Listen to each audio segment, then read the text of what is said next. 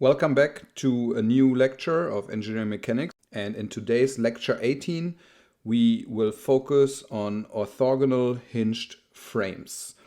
And that means that we have to first talk about rectangular corners, because that is specific to our kind of frames today, because something very special is happening with them.